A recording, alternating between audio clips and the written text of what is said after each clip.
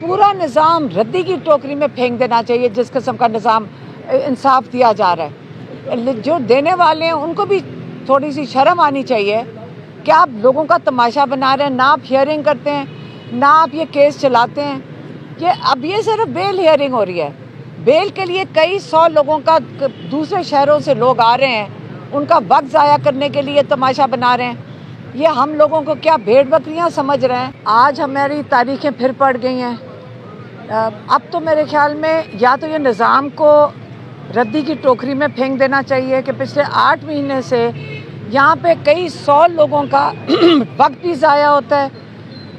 इन्होंने अब 2 अलहदा कर दिए हैं, FIRों के मुताबिक 2 कोर्ट्स में चली गई हैं। और अब इन्होंने फैसला किया तंग करने का एक और तरीका ढूंढ लिया है। पहले जज साहब बैठते नहीं हैं, फिर वो अंदर एक सैफुल मलूक साहब अंदर बैठे हुए हैं अपने गार्ड्स, और पता नहीं अंदर जज के साथ भी उनको गार्ड्स की ज़रूरत है। हमारे कोई कई 100 लोग बाहर खड़े हैं और उनके लिए यहाँ पे लगता है VIP सेंटर उन्हीं के हैं। ये पूरा निज़ाम रद्दी की टोकरी में फेंक देना चाहिए। जिस किस्म का निज़ाम इंसाफ दिया जा रहा है, जो देने वाले हैं उनको भी थोड़ी सी शर्म आनी चाहिए कि आप लोगों का तमाशा बना रहे हैं। ना आप हियरिंग करते हैं, ना आप ये केस चलाते हैं। अब ये सिर्फ बेल हियरिंग हो रही है। बेल के लिए कई 100 लोगों का दूसरे शहरों से लोग आ रहे हैं, उनका वक्त ज़ाया करने के लिए तमाशा बना रहे हैं। ये हम लोगों को क्या भेड़ बकरियां समझ रहे हैं? हम लोग इनके लिए एक तमाशा हैं। और ख़वातीन आई हुई हैं, व्हील चेयर पर लोग आए हुए हैं, इनका तमाशा बनाया जा रहा है।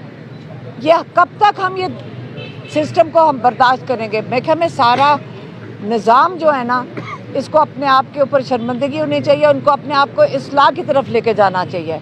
और अब ख़वातीन और मर्दों की अलग अलग डेट्स दे दी हैं इन्होंने, ताकि कई यहाँ पे मियाँ बीवी भी आ रहे हैं, ताकि वो अच्छी तरह सारा दिन इनकी खिदमत में हाजिर हों और बेल कंफर्म नहीं होएगी। ये मैंने कहा आपको बता दूं आज का। मैडम, आप कल FIA पेश हुई है, FIA में क्या तहकीकात हुई, क्या आपके ऊपर इल्ज़ामात हैं? हाँ, कल कोई 2 घंटे की तहकीकात हुई हैं। मैं खुद हैरान थी कि किस लिए बुलाया गया है। उन्होंने जो सवाल पूछे पहली हियरिंग में, उन्होंने कहा जी आप ये बताएं कि आपने फंड रेजिंग की है स्टेट के ख़िलाफ़। मैंने कहा एब्सोल्युटली नॉट। फिर उन्होंने कहा कि आपने कोई ह्यूमन राइट्स अपील डाल रही हैं मुल्क के बाहर स्टेट के ख़िलाफ़। मैंने कहा एब्सोल्युटली नॉट, क्योंकि सीधी सी बात है, मैं स्टेट से मुझे ये समझ आई, पाकिस्तानी लोग, पाकिस्तानी अवाम, मुझे आज तक नहीं समझ आई। जो इंसान यहाँ रहते हैं, तो आप सोच सकते हैं कि मैं अपील कोई फ़ाइल करूँगी या फंड रेजिंग हम करेंगे अपने लोगों के ख़िलाफ़? शौकत खानम चल रहा है, नमल यूनिवर्सिटी चल रही है, उसके लिए लोग सारे हिस्सा डालते हैं क्योंकि वो एक फलाई इदारे लोगों के लिए। तो फिर उन्होंने कहा कि आपने फॉरेनर्स के साथ राब्ते में आप, अब वो जो फॉरेनर्स हैं उनका मेरे ख्याल में मतलब था हमारे पाकिस्तानी जो ओवरसीज़ हैं। लेकिन में आजकल वो नए पाकिस्तान के दहशतगर्द हैं। तो मैंने कहा, और उनके साथ मिलकर, आप ये प्लीज़ ज़रा गौर से सुन लें, फॉरेनर्स के साथ मिलकर आप पाकिस्तानी स्टेट के ख़िलाफ़ काम कर रही हैं, फॉरेनर्स के साथ। उसके ऊपर मैंने कहा एब्सोल्युटली नॉट। और मैं क्या कहती? अब आप मुझे बताएं ये किस किस्म के सवाल हैं कि हम गद्दार हैं? वो जो बाहर से जो पाकिस्तान का पैसा पहले लूट के लेके जाते हैं, फिर अब उन्होंने वोट भी आपका लूट लिया है। और हमें शर्म भी नहीं आ रही, किसी को, उनको भी नहीं शर्म आ रही कि ऊपर इस भेड़ बकरियों के ऊपर उनका ख्याल है मुसल्लत कर दिया, अब नहीं चलेगा। मैडम ये बताइएगा कि हसाम खान न्यासी साहब आपसे राब्ते में हैं, उनके साथ कोई राब्ता हुआ है? 1-2 कट्टे पूछे, ठहर जाए।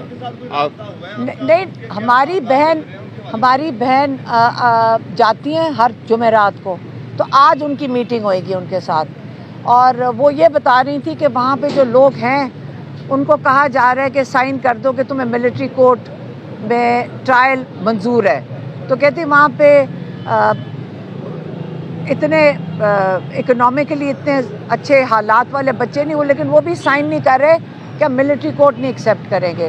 تو یہ انہوں نے بتایا ہوا تھا. میڈم بشرا بی بی کے حوالے سے یہ خبریں گردش کر رہی ہیں کہ انہیں کھانے میں زہر دیا جا رہا ہے. اس سے پہلے عمران خان صاحب کے حوالے سے بھی یہ خبریں گردش کر رہی تھی اور آپ نے پھر آ کر تفصیل بتائی تھی.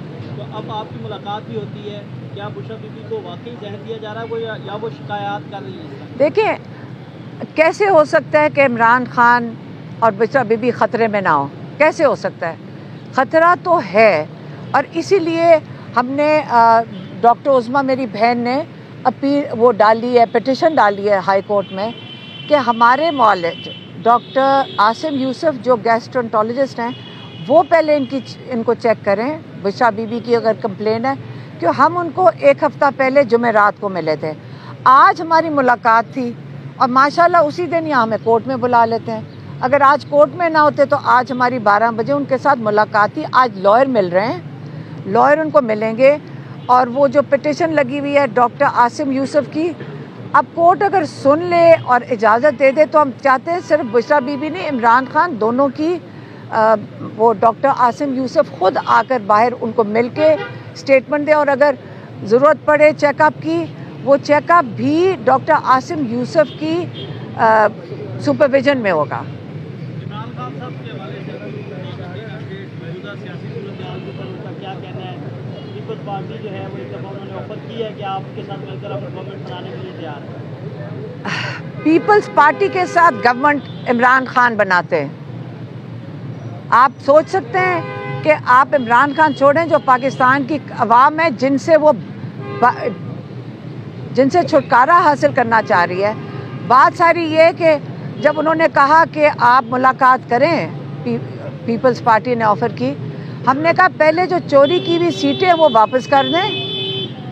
ہم نے تو کہا ہے, ہم نے عمران خان نے ہمیں نہیں, ہم نے عمران خان کو کہا ہے, میں نے کہا اگر نون لیگ جو کم سے کم 60 سیٹیں پی ٹی آئی کی لے کر بیٹھی ہوئی ہیں, وہ پیپلز پارٹی نے 10 لی ہوئی ہیں, ایم کیو ایم نے 18 لی ہوئی ہیں.